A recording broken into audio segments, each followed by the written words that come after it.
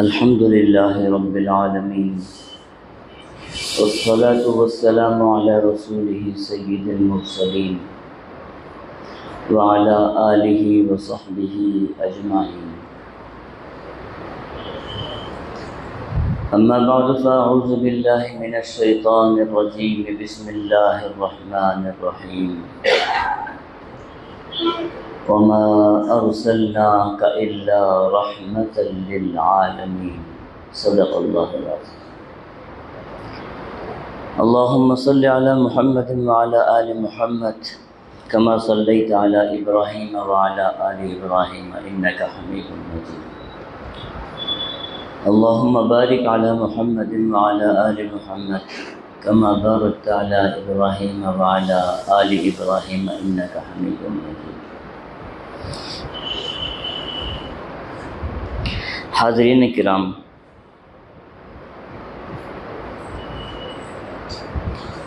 اس وقت آیت جو ہے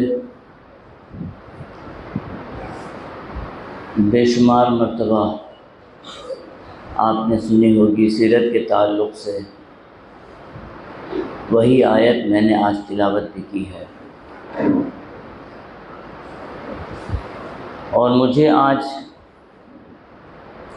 ایک خوبصورت واقعہ سنانا ہے.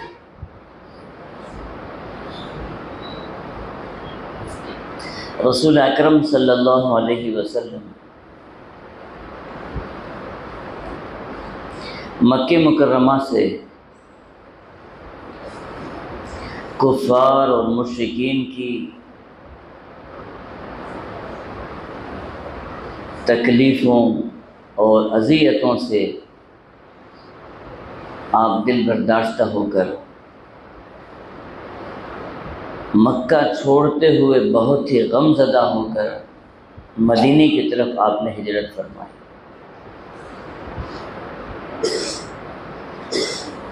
لیکن وہی کفار اور وہی سردار جو رسول اکرم صلی اللہ علیہ وسلم کو نبوت سے پہلے تک دل و جان سے عزیز رکھتے تھے اور آپ سے کبھی نظر ملا کر بھی بات کرنے کی ہمت نہیں رکھتے تھے، جب آپ صلی اللہ علیہ وسلم مکہ چھوڑ کر مدینے کی طرف جا رہے ہیں تو بھی وہ پیچھا نہیں چھوڑ رہے ہیں. اعلان لگا دیا انہوں نے کہ 2 آدمی مدینے کی طرف ہجرت کیے ہیں، رسول اکرم صلی اللہ علیہ وسلم اور سیدنا صدیق اکبر رضی اللہ تعالیٰ عنہ.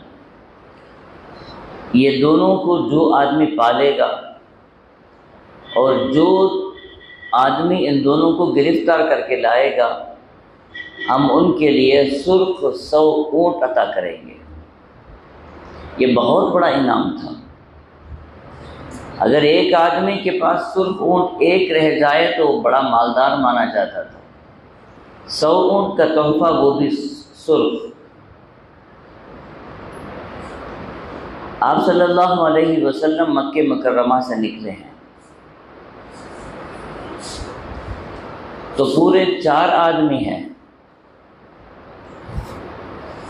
سردار دو جہاں صلی اللہ علیہ وسلم، یار غار صدیق اکبر رضی اللہ تعالیٰ عنہ، اور حضرت صدیق اکبر رضی اللہ تعالیٰ عنہ کے ایک غلام ہیں جن کا نام عامر ابن فہیرہ ہے، وہ بھی ساتھ ہیں، اور ایک ہیں عبداللہ لیث رحمۃ اللہ رضی اللہ تعالیٰ عنہ.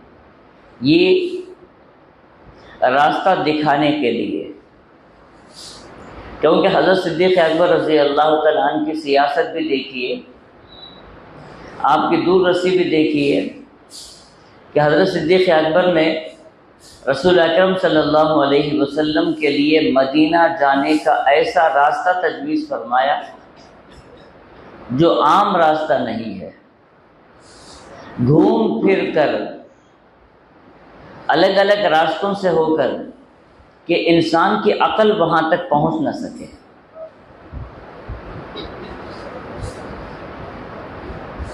اس میں مثال آپ دیکھ لیجئے، مکہ مکرمہ سے نکلے ہیں، غار ثور پہنچے ہیں۔ مکہ مکرمہ سے غار ثور جو راستہ جانے کا ہے وہ مدینے کا راستہ نہیں ہے، یمن کا راستہ ہے۔ تو اس راستے سے رسول اکرم صلی اللہ علیہ وسلم کو حضرت صدیق اکبر لے جا رہے ہیں، اور راستہ بتانا کس کا کام ہے؟ حضرت عبداللہ لیث رحمۃ اللہ رضی اللہ تعالیٰ عنہ کا۔ اور پھر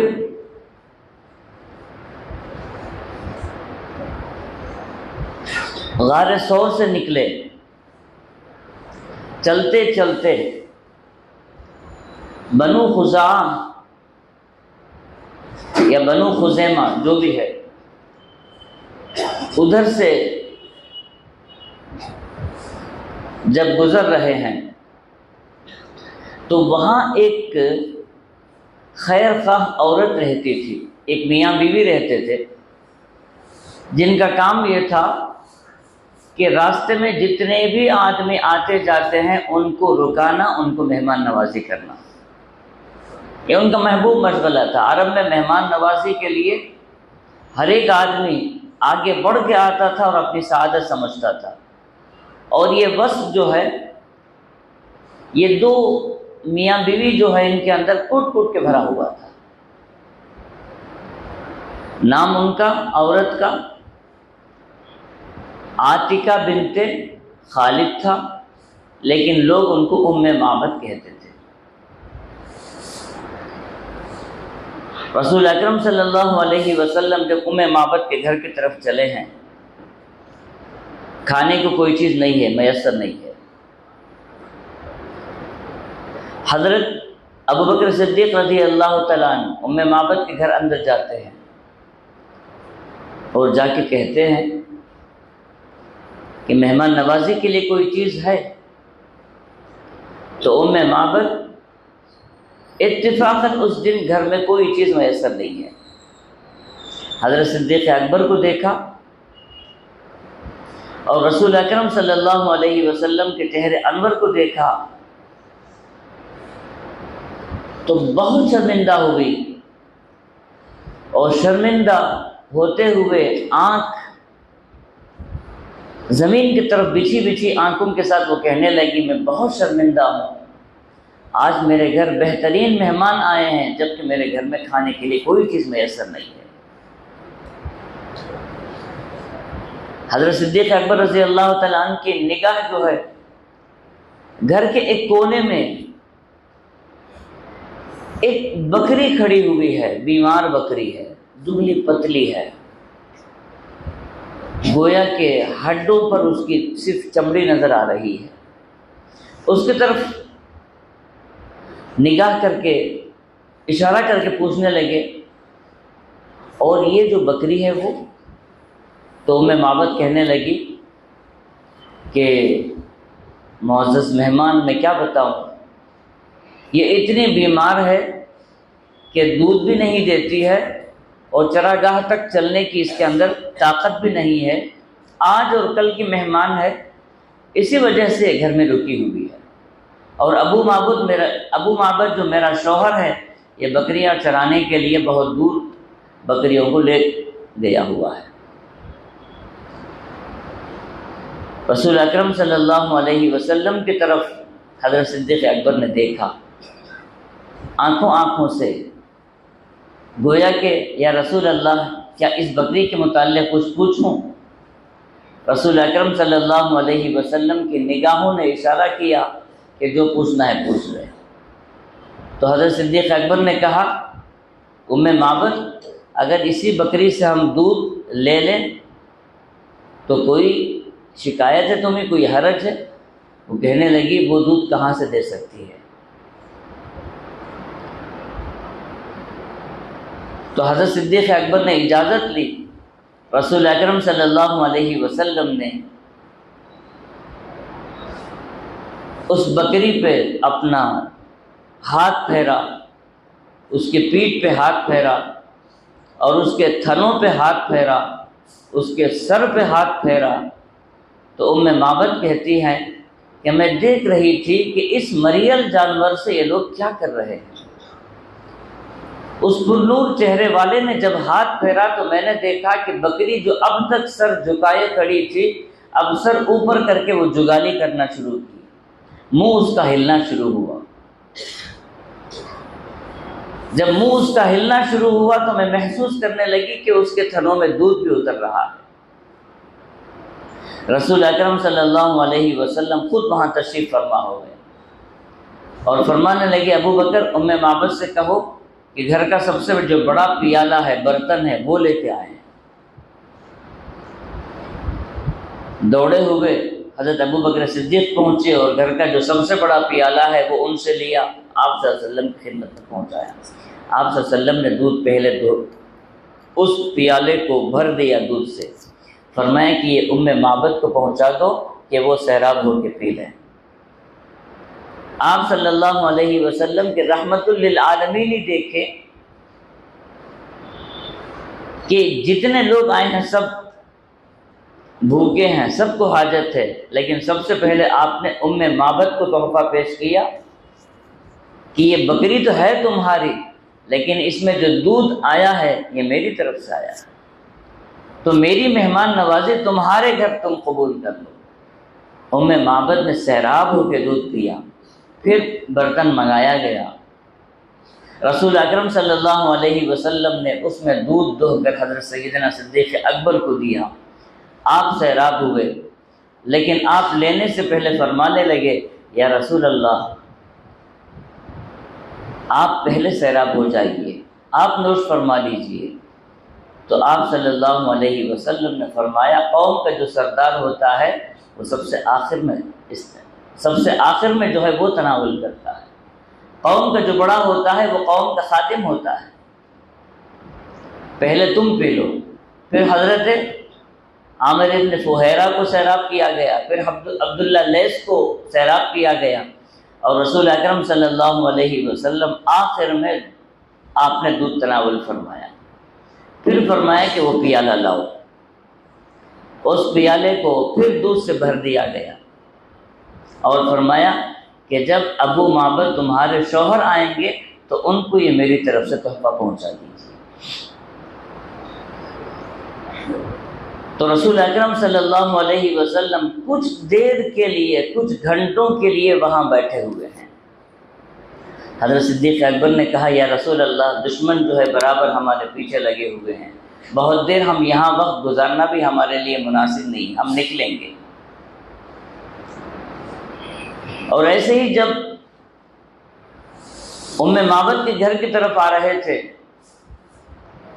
ایک راستہ جانا پہچانا ایک آدمی، جس کو یہ بھی معلوم تھا کہ مکہ مکرمہ سے جو لوگ نکلے ہیں ان کو پا لینے میں 100 اونٹ کا انعام ہے، جب اس نے حضرت صدیق اکبر کو دیکھا، رسول اکرم صلی اللہ علیہ وسلم کو دیکھا، تو اس نے فوراً رکا کے پوچھا کہ کون ہو؟ کچھ تجارتی سفر کے لیے جا رہے ہو؟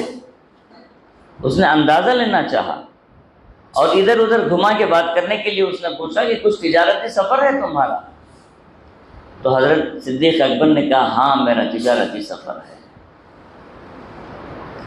تو پھر اس نے دوسرا سوال کیا، یہ ساتھ میں جو آپ کے آدمی ہیں یہ کون ہے؟ تو حضرت صدیق اکبر نے فرمایا، رجل ہادٍ یہدینی، یہ میرا ساتھی ہے، مجھے راستہ بتاتا ہے۔ عموماً آدمی جب سفر کے لیے تجارتی سفر میں نکلتا تو ایک آدمی کو ساتھ رکھتا تاکہ منزل مقصود تک وہ راستہ بتا سکے، اس کو پہنچا سکے۔ یہاں حضرت صدیق اکبر نے تو آخرت کا راستہ مراد لیا اور اس کو یوں بتایا کہ یہ میرے ساتھی ہیں، مجھے راستہ بتاتے ہیں۔ تو وہ وہاں سے نا امید ہو کے سمجھا کہ یہ کوئی دوسرے آدمی نکل گیا تھا۔ آج بھی ایک سرنگ بنائی گئی ہے جدہ سے مدینہ نکلتے ہوئے، جس کا نام ہے نفق ہادی ہے، یہیں وہ واقعہ پیش آیا تھا۔ رسول اکرم صلی اللہ علیہ وسلم اپنے ساتھیوں کے ساتھ مدینے کی طرف نکلے۔ ابو معبد جو ہے وہ اپنے گھر شام واپس آئے تو دیکھا بکری کی قسمت بدل گئی ہے، وہ تر و تازہ کھڑی ہوئی ہے، اور معبد جب بھی گھر اندر داخل ہوتے تو دودھ سب سے پہلے پانی پیش فرماتی تھی، لیکن آج دیکھ رہے ہیں کہ دودھ پیش ہو رہا ہے۔ ابو معبد نے کہا کہ آج کیا بات ہے، دودھ پیش کر رہی ہیں؟ معبد نے کہا پہلے پی لو پھر بتاؤں گی۔ ابو معبد نے سیراب ہو کے دودھ پیا، پھر پوچھا کہ بتاؤ کیا چیز ہے؟ تو اس وقت معبد نے اپنے شوہر ابو معبد سے کہا کہ ہمارے گھر جو مہمان آئے تھے ان کی عجیب شان تھی، انہوں نے ایسا کیا ویسا کیا، گویا کہ مزے لے لے کے گفتگو کر رہی ہیں، اور ابو معبد تھوڑی دیر واقعہ سن رہے ہیں اور تھوڑی دیر اپنی بیوی کے جوش و خروش کو دیکھ رہے ہیں کہ کتنی خوش نظر آ رہی ہیں۔ جو بہت دیر گفتگو ہوئی، اس وقت ابو معبد نے پوچھا کہ بتاؤ وہ آنے والے مہمان تھے کیسے، ان کا حلیہ کیسا تھا؟ تو یہ میں بتانا چاہتا ہوں کہ رسول اکرم صلی اللہ علیہ وسلم وہاں پہنچے معبد کے گھر کچھ گھنٹوں کے لیے، اور معبد جو اب تک انجانی تھی، ان کے گھر تو ہمیشہ مہمان آیا جایا ہی کرتے تھے، لیکن رسول اکرم صلی اللہ علیہ وسلم پر کیسے فدا ہیں۔ وہ جو الفاظ کہنے لگی، بہت لمبی بات ہے لیکن مختصراً میں کہتا ہوں، فرمانے لگی جو مہمان آیا عجیب شان کا تھا، بڑا خوبصورت تھا، اتنا پست قد بھی نہیں تھا کہ عیب نکال سکیں، اور اتنا اونچا بھی نہیں تھا کہ جس کو ہم دیکھ کے حقیر سمجھ سکیں، عیبدار سمجھ سکیں، نہ چھوٹے قد والا نہ اونچے قد والا، بالکل میانہ قد جس میں خوبصورتی رہتی ہے، اور پرگوش بازو والا، گردن بڑی پیاری تھی، اور ان کے بھویں جو ہے ایک دم سے کمان کی طرح خوبصورت تھے، تقریباً ملے ہوئے لیکن ملے ہوئے بھی نہیں تھے، اور اسی طریقے سے ان کا پیٹ باہر نکلا ہوا بھی نہیں تھا۔ وہ چلتے تھے تو عجیب انداز سے، بیٹھتے تھے تو عجیب انداز سے، اور ایک دم سے سردار جیسے محسوس ہوتے تھے، اور ان کے ساتھ جو ساتھی تھے وہ قربان نظر آتے تھے۔ جب وہ خاموش بیٹھتے تو خاموشی ان کی نرالی لگتی تھی، جب وہ کچھ بولنا شروع ہو جاتے تو سننے والے اتنے کان لگا کر سنتے تھے کہ ان کی اطاعت کی ہم مثال نہیں دے سکتے ہیں، اور ان کے آقا ہونے کی ہم مثال دنیا میں نہیں پیش فرما سکتے ہیں۔ ایسے بہترین جملوں سے حضرت معبد نے رسول اکرم صلی اللہ علیہ وسلم کی تعریف فرمائی۔ ابو معبد نے کہا تم جو کہہ رہی ہو میں سمجھتا ہوں وہ قریش کا سردار آدمی ہے، نوجوان ہے، جس کے لیے مکے والے ڈھونڈ رہے ہیں، 100 اونٹ کا انعام رکھ چکے ہیں، اور انہوں نے نبی ہونے کا دعویٰ کیا ہے۔ میں تو تہیہ کرتا ہوں کہ میں ان کو پالوں گا، اگرچہ کہ میری ساری دولت نچھاور ہو جائے، ختم ہو جائے، میں پہنچوں گا اور ان کے حلقہ بگوش اسلام ہو جاؤں گا، ان کا خادم بن جاؤں گا۔ پھر روایتوں میں ہے کہ رسول اکرم صلی اللہ علیہ وسلم مدینہ پہنچے تو حضرت معبد اور ابو معبد یہ دونوں مدینہ منورہ پہنچے، اور رسول اکرم صلی اللہ علیہ وسلم کے خدمت میں پہنچ کر کلمہ پڑھا اور دونوں مسلمان ہوئے۔ اور بکری کا حال یہ تھا کہ حضرت سیدنا عمر فاروق رضی اللہ تعالیٰ عنہ کی حکومت تک، تقریباً 18 ہجری تک وہ بکری زندہ تھی، اور سارے مدینے میں جب قحط آ گیا تھا، بکریاں دودھ نہیں دیتی تھی، تب بھی بکری دودھ دیتی تھی۔ ایسے اس نے سیراب کیا۔ تو رسول اکرم صلی اللہ علیہ وسلم کا یہ معجزہ ہے، اور آپ صلی اللہ علیہ وسلم کی مہمان نوازی ہے، آپ صلی اللہ علیہ وسلم کی رحمت للعالمین ہے۔ اللہ تعالی ہمیں عشق و محبت عطا فرمائے، اور ہمارے لیے آپ صلی اللہ علیہ وسلم کا اسوہ اپنانا نصیب فرمائے۔ وآخر دعوانا الحمد